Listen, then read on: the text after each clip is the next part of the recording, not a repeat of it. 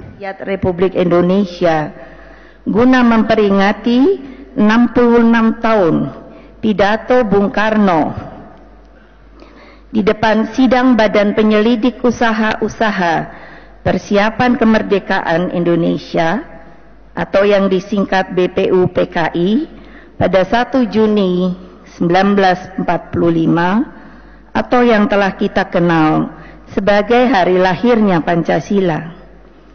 Peringatan ini sungguh menggembirakan bagi saya, bukan hanya dalam kapasitas sebagai Presiden Republik Indonesia kelima ataupun sebagai Ketua Umum Dewan Pimpinan Pusat Partai Demokrasi Indonesia Perjuangan, namun juga sebagai seorang warga bangsa yang mencintai negeri ini. Mengapa? Karena di tengah-tengah krisis ideologi yang melanda bangsa ini dan di tengah kegamangan kita melihat masa depan, Pancasila kembali menghadirkan diri sebagai pelita besar bagi kita semua dan sebagai perekat bangsa. Sebagai salah satu bukti bahwa Pancasila mampu tetap menjadi perekat bangsa, yaitu suatu pergantian kekuasaan pada periode 1998 sampai 2004. Telah terjadi 4 kali pergantian kepemimpinan nasional, tetapi bangsa Indonesia tetap masih bersatu, sama halnya dengan apa yang terjadi masa-masa pada krisis yang lalu. Pancasila selalu hadir sebagai solusi kebangsaan. Saudara-saudara sebangsa dan setanah air, berbicara tentang Pancasila tidak bisa tidak kita mesti berbicara tentang Bung Karno. Bukan karena beliau bapak saya, tetapi justru sebagai penggali Pancasila dan sekaligus sebagai proklamator bangsa. Karena itulah dengan penuh segala kerendahan hati, saya ingin mengajak setiap warga bangsa, terutama para pemimpin bangsa, untuk mengkontemplasikan rentang panjang benang merah alur pikiran Bung Karno melalui suatu perjuangan yang dilakukan oleh beliau sejak masih muda, termasuk ketika di penjara dan dibuang ke pengasingan. Pun telah berulang kali dibuang keluar masuk penjara sebagai tahanan politik pemerintah Belanda. Antara lain di penjara Bancai, penjara Sukamiskin, Bandung pada tahun 29 sampai 31, dibuang ke ND Flores pada tahun 34 sampai 38. Lalu ketika setelah merdeka, dibuang sebelum merdeka, dibuang ke Bengkulu tahun 38 sampai 42, dan setelah kemerdekaan dibuang lagi ke Brastagi Prapat Sumatera Utara tahun 48, lalu ke Mentok, Bangka 49 bersama para tokoh pejuang bangsa lainnya. Hal-hal seperti ini sudah lama tentunya tidak kita dengar sebagai salah satu warga bangsa maupun bangsa Indonesia. Saudara-saudara sekalian, sesebangsa setanah air, perjuangan panjang disertai pemikiran yang berakar dari sanubarinya rakyat Indonesia bukan datang begitu saja, tetapi seperti yang saya katakan sebelumnya, maka gagasan dari sebuah bangsa merdeka dan bagaimana kehendak menjadikan sebuah bangsa itu menjadi kenyataan untuk merdeka telah lama dipikirkan oleh Bung Karno. Hal ini nampak ketika Bung Karno menyampaikan pledoinya yang sangat legendaris di pengadilan pemerintah kolonial yang dikenal dengan Indonesia Menggugat. Dengan demikian, menarik benang merah dari keseluruhan gagasan pikiran-pikiran Bung Karno sangatlah penting dan merupakan keharusan bahwa Pancasila itu tidak bisa dilepaskan dalam kesejarahan dengan Bung Karno. Penegasan ini diperlukan untuk menghindarkan bangsa ini dari cara berpikir instan, bahkan seolah-olah mengandaikan Pancasila sebagai produk sekali jadi yang jauh dari proses perenungan dan steril dari dialektika sejarah panjang masyarakat Indonesia. Hal lain yang sangat penting guna menghindarkan keraguan sebagian pimpinan bangsa yang masih tetap menempatkan beliau di sudut gelap dan abu-abu dari sejarah bangsanya sendiri, sehingga akibatnya membuat sosok Bung Karno terasa asing di hadapan sebagian warga bangsanya sendiri. Saudara-saudara sebangsa dan setanah air, sebagaimana telah kita ketahui bahwa pada tanggal 29 Mei sampai dengan 1 Juni 1945, BPUPKI telah melaksanakan sidang yang pertama kalinya dengan agenda membahas tentang beginsel atau dasar dari sebuah negara Indonesia merdeka yang hendak didirikan.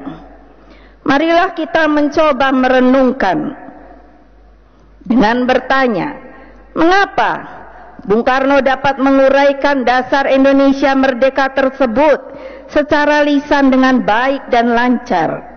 Hal ini sesuai dengan kesaksian Dr. Rajiman Weddiodiningrat, Ketua BPUPKI, dalam kata pengantar buku Lahirnya Pancasila tahun 1947.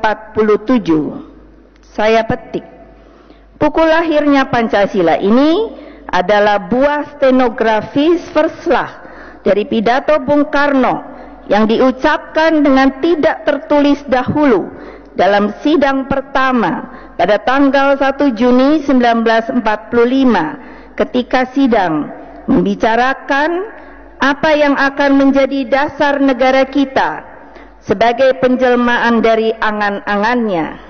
Sudah barang tentu kalimat-kalimat sesuatu pidato yang tidak tertulis dahulu kurang sempurna tersusunnya, tetapi yang paling penting ialah isinya. Bila kita pelajari dan selidiki sungguh-sungguh lahirnya Pancasila, ternyata ini adalah suatu demokratis behinsel, suatu behinsel yang menjadi dasar negara kita, yang menjadi dasar hukum ideologi negara kita, suatu behinsel yang meresap dan berurat berakar dalam jiwa Bung Karno dan yang telah keluar dari jiwanya secara spontan. Meskipun kalau kita imajinasikan sidang pada waktu itu tidak terbayangkan di bawah ancaman yang keras dari pemerintah bala tentara Jepang.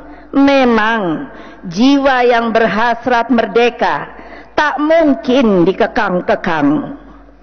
Saudara-saudara sekalian, sebangsa dan setanah air, mari kita dengar pula pendapat Profesor Master Dr. Andes Notonagoro, guru besar Universitas Gadjah Mada, pada saat pidato pemberian gelar Dr. Honoris Causa kepada Bung Karno.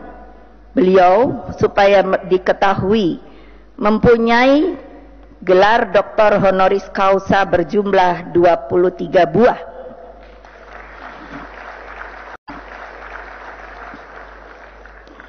Mendapatkan tanda jasa dari dua paus. Bayangkan 2 paus untuk kerja beliau bagi kemanusiaan. Tidak pernah dicabut suatu gelar yang sangat istimewa dari Nahdlatul Ulama. Silahkan nanti tanya kepada Nahdlatul Ulama, apakah gelar tersebut sudah dicabut buat beliau. Pada tanggal 19 September 1951 di Yogyakarta, beliau mengatakan bahwa pengakuan terhadap Bung Karno sebagai pencipta Pancasila dan 1 Juni 1945 sebagai hari lahirnya Pancasila bukan terletak pada urut-urutan sila Pancasila yang berbeda dengan urutan sila Pancasila sebagaimana terdapat dalam alinea keempat pembukaan Undang-Undang Dasar 1945. Pengakuan yang diberikan justru terletak dalam azas dan pengertiannya yang tetap sebagai dasar filsafat negara Republik Indonesia, bukan pada bentuk formilnya, akan tetapi sifat material yang dimaksudkannya. Penjelasan tersebut hendaknya dapat kita jadikan sebuah pegangan bahwa peringatan hari lahir Pancasila ini bukannya untuk merubah sila-sila Pancasila yang termaktub dalam pembukaan Undang-Undang Dasar 1945 yang telah kita sepakati dengan final sebagai konstitusi negara Indonesia, tetapi justru untuk memberikan makna filosofis akan sifat material dari Pancasila itu sendiri. Saudara-saudaraku sebangsa setanah air, penerimaan atas pidato 1 Juni 1945 oleh keseluruhan anggota BPUPKI sangat mudah dimengerti mengapa Pancasila diterima secara aklamasi. Hal ini bukan saja karena intisari dari substansi yang dirumuskan Bung Karno memiliki akar yang kuat dalam sejarah panjang Indonesia, tapi nilai-nilai yang melekat di dalamnya melewati sekat-sekat subjektivitas dari sebuah peradaban dan waktu. Oleh karenanya, Pancasila dengan spirit kelahirannya pada tanggal 1 Juni 1945 bukan sebatas konsep ideologis, tetapi ia sekaligus menjadi sebuah konsep etis. Contoh pesan etis ini terlihat jelas dalam suatu contoh dalam pelantikan Menteri Agama tanggal 2 Maret 1962. Bung Karno memberikan wejangan pada Kiai Haji Saifuddin Zuhri yang menggantikan pada waktu itu Kiai Haji Wahid Wahab sebagai Menteri Agama. Kutipannya, saudara adalah bukan saja tokoh dari masyarakat agama Islam, tetapi saudara adalah pula tokoh dari bangsa Indonesia seluruhnya. Pesan etis ini menjadi sangat penting guna mengakhiri dikotomi nasionalisme dan Islam yang telah berjalan lama dalam politik Indonesia. Demikian juga Pancasila pernah disalah tafsirkan semata-mata sebagai suatu konsep politik dalam kerangka membangun persatuan nasional. Padahal persatuan nasional yang dimaksudkan oleh Bung Karno adalah untuk menghadapi kapitalisme dan imperialisme sebagai penyebab dari kerusakan yang hebat pada kemanusiaan. Saya berharap memang tidak mungkin pada pidato ini yang sangat singkat untuk menjelaskan pikiran-pikiran beliau yang begitu baik dan begitu banyak. Kerusakan yang hebat pada kemanusiaan tersebut pernah disampaikan oleh Bung Karno sebagai bagian dari manusia yang berada di abad 20. Beliau hidup di abad 20, kita sekarang di abad 21. Bayangkan, kini yang berada di abad 21 dan terbukti bahwa apa yang diprediksikan ternyata sangat visioner dan jauh ke depan, kini menjadi kebenaran dan fakta sejarah. Silahkan saudara-saudara baca kupasan Kompas tanggal 23 Mei dan 25 Mei 2011. Saudara-saudara sebangsa dan setanah air, dari sinilah kita mengerti dalam suatu alur pikir Bung Karno yang termaktub di dalam yang disebut Trisakti, pidato Trisakti tahun 1964, yang digagas melalui suatu perjuangan untuk mewujudkan Indonesia yang berdaulat di bidang politik, berdiri di atas kaki sendiri di bidang ekonomi, dan berkepribadian dalam bidang kebudayaan. Pertanyaannya, apakah cita-cita di atas terlampau naif untuk dapat dicapai oleh bangsa ini? Apakah kita tidak boleh bercita-cita seperti itu? Salahkah jika sebagai bangsa memiliki cita-cita agar dapat berdaulat secara politik? Saya merasa pasti dan dengan tegas kalau kita bisa bersuara lantang akan mengatakan bahwa kita semua akan mengatakan tidak. Bukankah sekarang kita merasakan ada kebenarannya bahwa dalam mencukupi kebutuhan pangan antara lain energi, dan di dalam melindungi segenap bangsa dan seluruh tumpah darah Indonesia, kita merasa tidak lagi berdaulat sepenuhnya. Karena itulah hal yang lebih penting melalui peringatan Pancasila 1 Juni ini bukanlah terletak pada acara seremoni belaka, tetapi kita letakkan pada hikmah dan manfaat bagi bangsa ke depan untuk menghadapi berbagai tantangan zaman yang kian hari semakin kompleks. Bagi saya, peringatan kali ini mestinya merupakan suatu jalan baru, jalan ideologis untuk mempertegas bahwa tidak ada bangsa besar jika tidak bertumpu pada suatu ideologi yang mengakar dari nurani rakyatnya. Mari kita bisa memberikan contoh negara seperti Jepang, Jerman, Amerika, Inggris, dan Republik Rakyat Tiongkok sekarang ini menemukan kekokohannya pada fondasi ideologi yang mengakar kuat dalam budaya masyarakatnya. Sebab ideologi menjadi alasan sekaligus penuntun arah sebuah bangsa dalam meraih kebesarannya. Ideologilah yang menjadi motif sekaligus penjaga harapan bagi rakyatnya. Memudarnya Pancasila di mata dan hati sanubari rakyatnya sendiri telah berakibat jelas, yakni negeri ini kehilangan orientasi, jati diri dan harapan.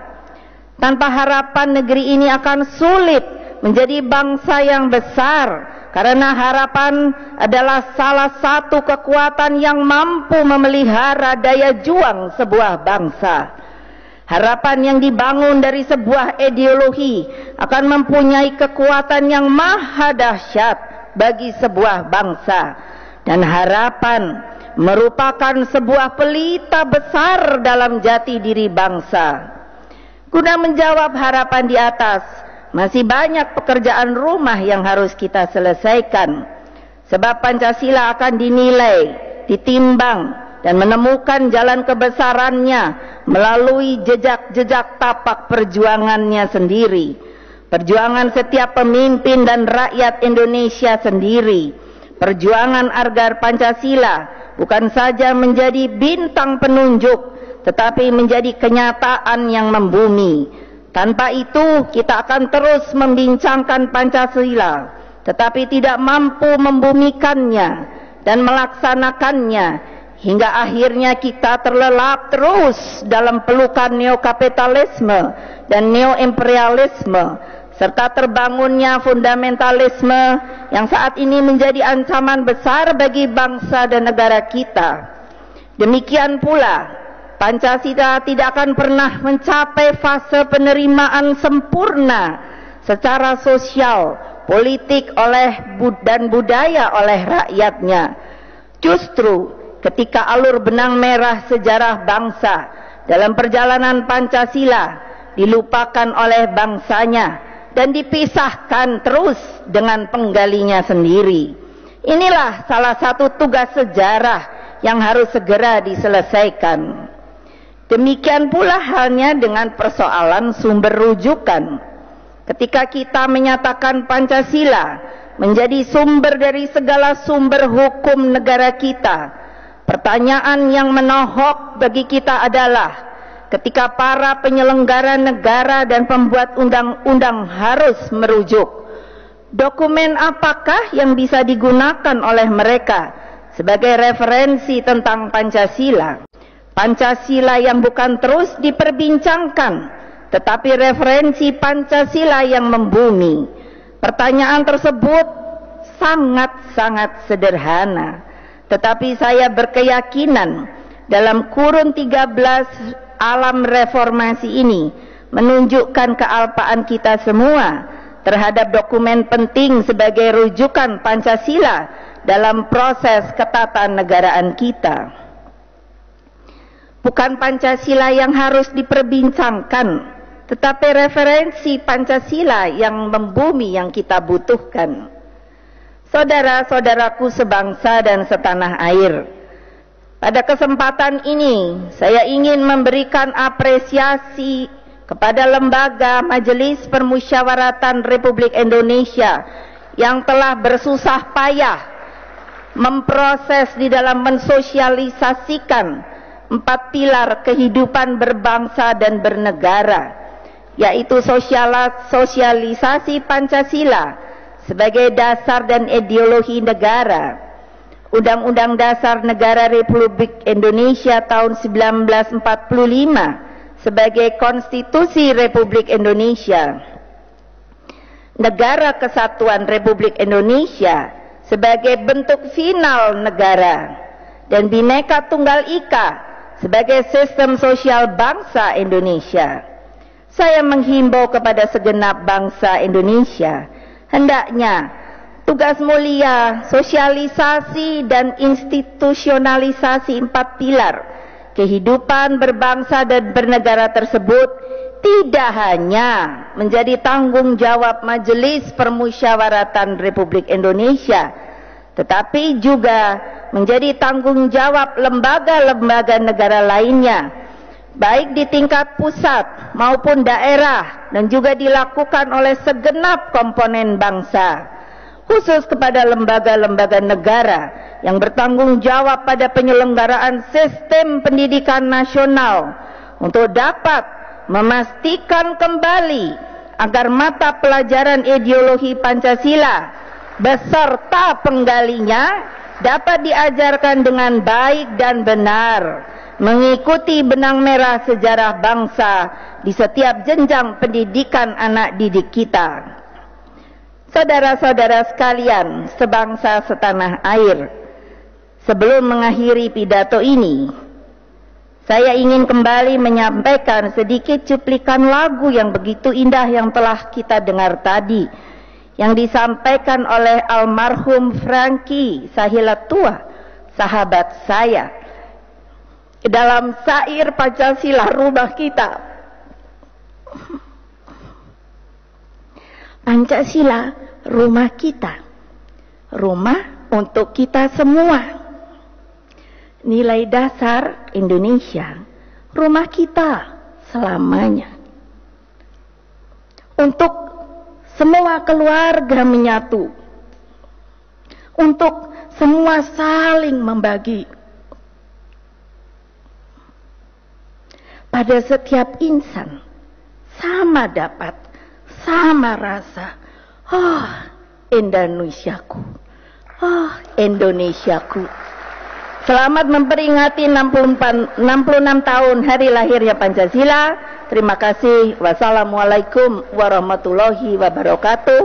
Om Santi Santi Santi Om. Merdeka!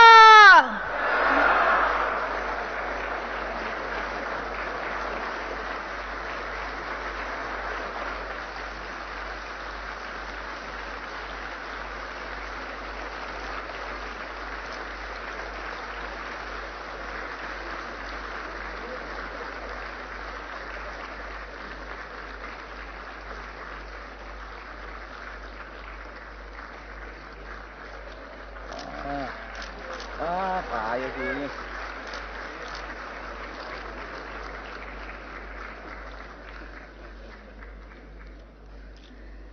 Telah kita simak bersama pidato kebangsaan Presiden kelima Republik Indonesia Ibu Megawati Soekarno Putri.